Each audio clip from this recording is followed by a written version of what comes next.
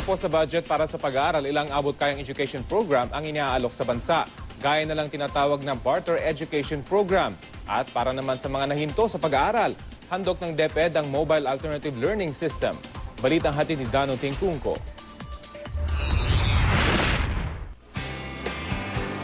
Sa eskwelahang ito sa Makati, imbes na pera ang pambayad ng mga estudyante sa kanilang guro, notebook, sketchbook at iba pang school materials na hiniling ni teacher ang kapalit.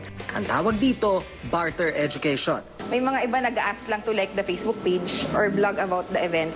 So, dun pa lang makikita mo kung nagusto lang talaga nilang mag-share. Passion project nga raw ito kung ituring.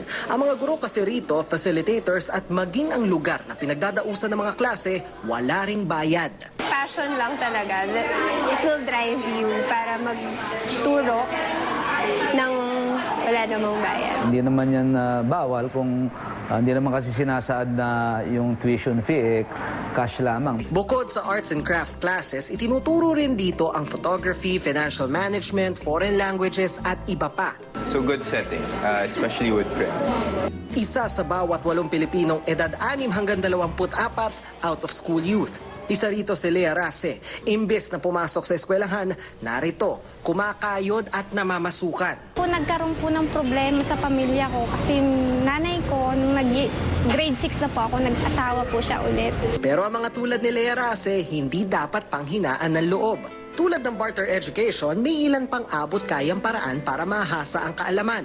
Ang Department of Education may iba't ibang proyekto gaya na lang ng Mobile Alternative Learning System. Ito talaga yung isang alternatibo ng Department of Education na talagang iniuukol sa mga out-of-school youth and adults. Dito nga ipinagpapatuloy ngayon ni Lea Rase ang kanyang naudlot na edukasyon.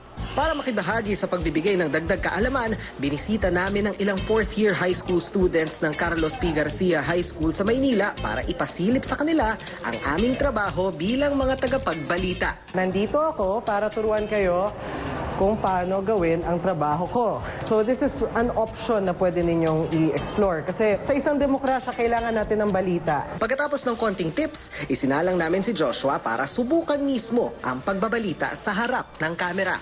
Okay, 1, 2, rolling.